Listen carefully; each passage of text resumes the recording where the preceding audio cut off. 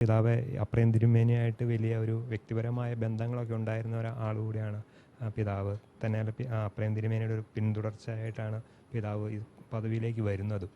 ഈ പിതാവിനെ എങ്ങനെയാണ് ഓർക്കുന്നു, എന്തൊക്കെയാണ് പിതാവിനെ കുറിച്ച് പറയാനുള്ള കാര്യം? അഭിവന്യ മലപ്പുറം മെത്രാപ്പൊലീത്ത തിരുമേനി കേരളത്തിൽ പ്രത്യേകിച്ചും പൗരസ്ത്യാക്കളുടെ സുറിയാനി സഭയെ സംബന്ധിച്ചിടത്തോളം ഒരു തീരെ നഷ്ടമായിട്ട് തന്നെയാണ് കരുതുന്നത്. 85 വയസ്സിലാണ് ഇന്ന് രാവിലെ കാലം ചെയ്തത്. പക്ഷേ എങ്കിലും 85 വയസ്സിലും 57 വർഷത്തോളം ഒരു മെത്രാപ്പൊലീത്ത ആയിട്ട്, അതും 54 കൊല്ലത്തോളം അത് മെത്രാപ്പൊലീത്തയുടെ ഫുൾ ചാർജോടുകൂടെ തന്നെ ഇവിടെ ഇന്ത്യയിൽ മെത്രാപ്പൊലീത്തയായിട്ട് ഭരിച്ചു. അതിനുശേഷം കഴിഞ്ഞ ഒരു 3 കൊല്ലത്തോളം പാർട്ടിയൊക്കെ ഡെലിഗേറ്റായിട്ട് ഇന്ത്യയിൽ ഇവിടെ തിരുമേനി തൻ്റെ സേവനം ചെയ്തു. ആ സേവനം ഒരുപക്ഷെ ഒരു സാധാരണ ഒരു മനുഷ്യനെ സംബന്ധിച്ചിടത്തോളം എത്തിപ്പെടാൻ പറ്റാത്ത അത്രയും ഉയരത്തിൽ തിരുമേനി തൻ്റെ സേവനത്തിൽ എത്തിയിട്ടുണ്ട്. അത് പള്ളി വക കാര്യങ്ങളായാലും എക്യുമെനിക്കൽ കാര്യങ്ങളായാലും അതോടൊപ്പം തന്നെ ലിറ്ററേച്ചർ സാഹിത്യപരമായിട്ടുള്ള കാര്യങ്ങളായാലും എഴുത്തിൻ്റെ മേഖലയിലും അതുപോലെ പാട്ടിൻ്റെ മേഖലയിലുമൊക്കെ പല മേഖലകളിൽ തിരുമേനി തൻ്റെ വ്യക്തിപ്രഭാവം തെളിയിച്ചിട്ടുള്ളതാണ്. അതുകൊണ്ട് സഭയെ സംബന്ധിച്ചിടത്തോളം അല്ലെങ്കിൽ കേരളത്തെയോ ഇന്ത്യയോ സംബന്ധിച്ചിടത്തോളം സഭാ ചരിത്രത്തിൽ ഇത്രയും ആധികാരികമായിട്ട് ഒരു ചരിത്ര ഗവേഷകൻ, അതായത് ചരിത്രം പറയാനായിട്ട് പറ്റുന്ന ഒരാൾ വേറൊരാൾ കാണാൻ സാധ്യത കുറവാണ്. ചരിത്രത്തിൽ തന്നെ 2 PhDകളാണ് തിരുമേനി സമ്പാദിച്ചത്. അങ്ങനെ ഒരു പരിധിവരെ തൻ്റെ ജീവിതകാലത്ത് എല്ലാ മേഖലകളിലും ശോഭിച്ചു നിന്ന ഒരു വ്യക്തിത്വമാണ് ഇന്ന് കടന്നുപോയിരിക്കുന്നത്. അതിൽ സഭയ്ക്ക് അതിയായ ദുഃഖമുണ്ട്. ആ ദുഃഖം രേഖപ്പെടുത്തുകയാണ്.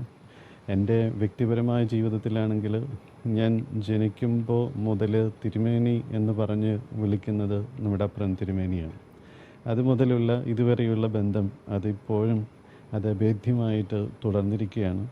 എൻ്റെ സെമിനാരി ജീവിതത്തിലും അതുപോലെ അക്കാഡമിക് ജീവിതത്തിലും ഏറ്റവും അവസാനം പൗരോഹിത്യ ജീവിതത്തിലും ഒരു ആർച്ച് ഡീക്കൻ എന്ന പദവി വരെ എല്ലാ പട്ടങ്ങളും ഞാൻ സ്വീകരിച്ചിട്ടുള്ളത് നമ്മുടെ അഭിവന്യ മലപ്പുറം മെത്രാപ്പൊലീത്ത തിരുമേനിയിൽ നിന്നാണ്. അതിനുശേഷം മെത്രാപ്പൊലീത്ത എപ്പിസ്കോപ്പ പട്ടവും മെത്രാപ്പൊലീത്ത പട്ടവും മാത്രമാണ് മറ്റ് പാത്രിയർക്കീസുമാരിൽ നിന്നും സ്വീകരിക്കുകയുണ്ടായത്. അതുവരെ എല്ലാ പട്ടവും തന്നത് അഭിവന്യ മെത്രാപ്പൊലീത്ത തിരുമേനിയാണ്. അതുകൊണ്ട് ആ തിരുമേനിയെ ഇപ്പോഴും വളരെയധികം സ്നേഹത്തോടും കരുതലോടും അതോടൊപ്പം തന്നെ ബഹുമാനത്തോടും കൂടെ ഇന്നും നമ്മൾ കാണുന്നു. തിരുമേനി ചെയ്തു തന്ന എല്ലാ കാര്യങ്ങളും നന്ദിയോടുകൂടെ ഓർക്കുന്നു. എപ്പോഴും ജീവിക്കുന്ന സ്മരണകളായിട്ട് ഓരോ വിശ്വാസികളുടെയും ഹൃദയത്തിൽ തിരുമേനി ഉണ്ടാകുമെന്നതിന് ഒരു സംശയവുമില്ല. കാരണം തിരുമേനി നർമ്മത്തിൻ്റെ ഭാഷയിലും അതുപോലെ തന്നെ മറ്റു പല രീതിയിലും നമ്മെ എല്ലാം പ്രചോദിപ്പിക്കുന്നതും നമുക്ക് എല്ലാം തൻ്റെ ബോധ്യങ്ങൾ വെളിപ്പെടുത്തി തരുന്നതുമൊക്കെ നമുക്കെപ്പോഴും നല്ല ഓർമ്മകളാണ്. ആ ഓർമ്മകൾ എന്നും നിലനിൽക്കും. ഇന്ന് ഇതുപോലെ തന്നെ ഇനി ഇവിടെ നിന്നും 2-3 ദിവസങ്ങൾ തിരുമേനിയുടെ അന്ത്യമായിട്ടുള്ള ശുശ്രൂഷകൾ ഒരുക്കിയിട്ടുണ്ട്. 1-2-3 ദിവസങ്ങളിൽ മിക്കതും വ്യാഴാഴ്ച രാവിലെ ആയിരിക്കും തിരുമേനിയുടെ പൊതുവായിട്ടുള്ള, അതായത് അടക്ക ശുശ്രൂഷ ചടങ്ങുകൾ ആരംഭിക്കുക. അപ്പം അതിന് എല്ലാവരുടെയും പ്രാർത്ഥനകളും അതുപോലെ തന്നെ എല്ലാവരുടെയും സഹകരണവും പ്രതീക്ഷിക്കുന്നു. മാത്രമല്ല തിരുമേനിക്ക് ദൈവത്തിൻ്റെ സന്നിധിയിൽ നിത്യശാന്തി നേരുകയും ചെയ്യുന്നു. തിരുമേനിയുടെ അനുഗ്രഹം തുടർന്നും നമുക്കെല്ലാവർക്കും ഉണ്ടാകട്ടെ എന്ന് പ്രാർത്ഥിക്കുന്നു. 57 വർഷക്കാലം ഒരു സഭയുടെ തലവനായിരിക്കുക അല്ലെങ്കിൽ മെത്രാപ്പൊലീത്ത ആയിരിക്കുക എന്ന് പറയുന്നത് ദൈവത്തിൻ്റെ ഒരു പ്രത്യേക അനുഗ്രഹങ്ങളൊക്കെ ഉള്ളതുകൊണ്ടായിരിക്കും അല്ലേ? അത് പ്രത്യേകം ആയിരിക്കണം. കാരണം തിരുമേനി ഏകദേശം ഒരു ഇൻ്റർമീഡിയറ്റ് കഴിഞ്ഞ ഉടനെ തന്നെ തിരുമേനി തിയോളജി പഠിക്കാനായിട്ട് പോയിട്ടുണ്ട്.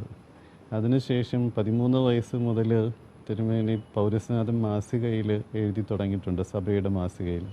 അപ്പം അവിടെ മുതൽ തുടങ്ങിയിട്ടുള്ള ദൈവവുമായിട്ടുള്ള അടുപ്പവും ദൈവശാസ്ത്രപരമായിട്ടുള്ള താല്പര്യങ്ങളും അന്വേഷണങ്ങളും അത് തിരുമേനിയെ ഒരുപാട് മുന്നിലേക്ക് നടത്തിയിട്ടുണ്ട്. അതുമാത്രമല്ല തിരുമേനി അതിനുശേഷം വന്ന സഭാ ചരിത്രത്തിൻ്റെ ഗവേഷണത്തിലൊക്കെ അത് ഒരുപാട് തിരുമേനിയെ സ്വാധീനിച്ചിട്ടുണ്ട്. അതുകൊണ്ട് ഒരു പരിധിവരെ ഇന്ത്യയെ സംബന്ധിച്ചിടത്തോളം ഇന്ത്യയിൽ മെത്രാപ്പോലീത്തയായിട്ട് ഇത്ര കാലം നീണ്ടു നിൽക്കുന്ന ഒരു ദീർഘകാലം മെത്രാപ്പോലീത്തയായിട്ട് ഇരിക്കുന്നത് തിരുമേനി മാത്രമായിരിക്കും ഇന്ത്യയുടെ സഭയുടെ ചരിത്രത്തിൽ.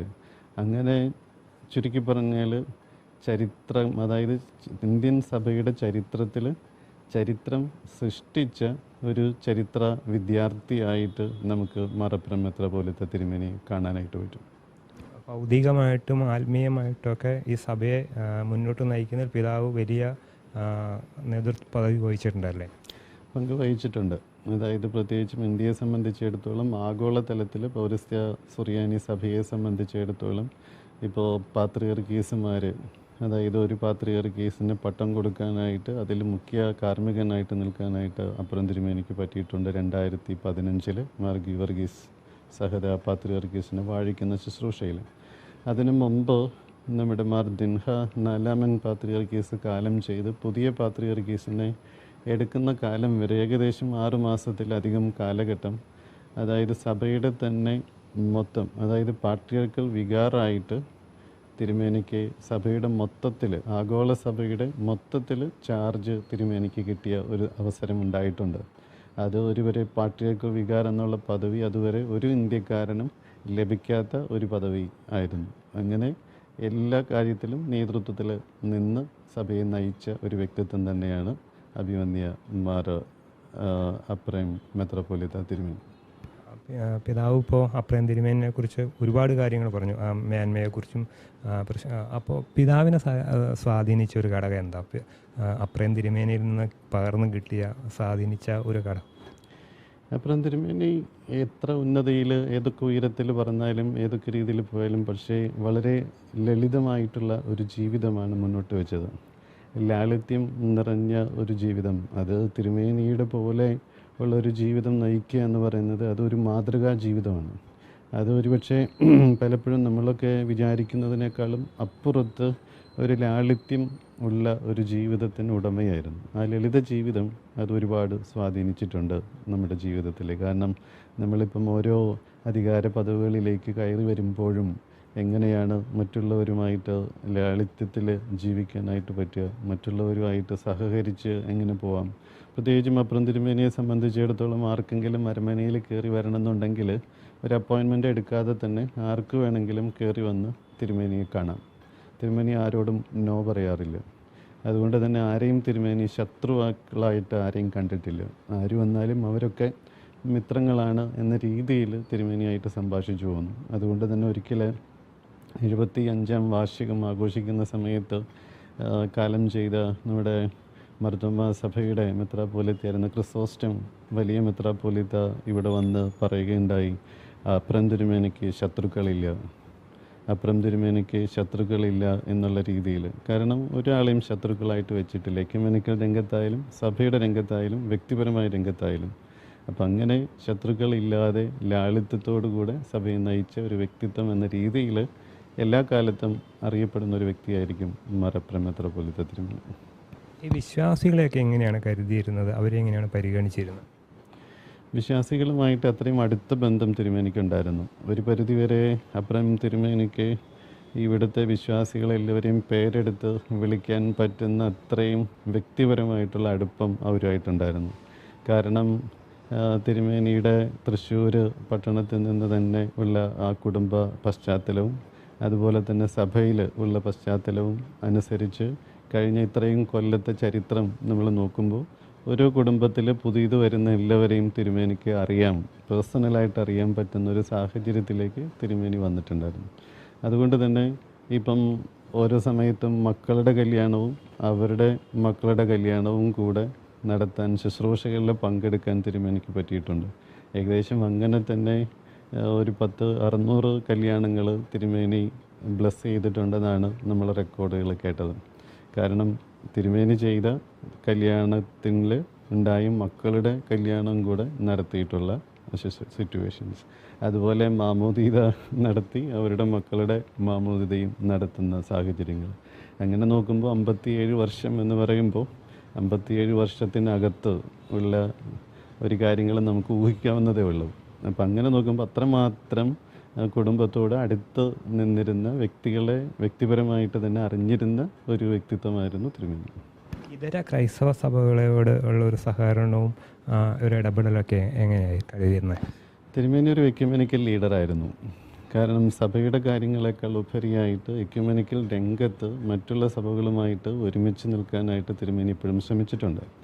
അതിപ്പോൾ കേരളത്തിൽ കേരള കൗൺസിൽ ഓഫ് ചർച്ചസിൽ, അതുപോലെ national council of churches India തലത്തിലും, വേൾഡ് കൗൺസിൽ ഓഫ് ചർച്ചസ് ലോക തലത്തിലും തിരുമേനി എല്ലാ സംഘടനകളിലും നമ്മുടെ സഭയുടെ റെപ്രസെൻറ്റേറ്റീവായിട്ട് വർക്ക് ചെയ്തിട്ടുണ്ട്.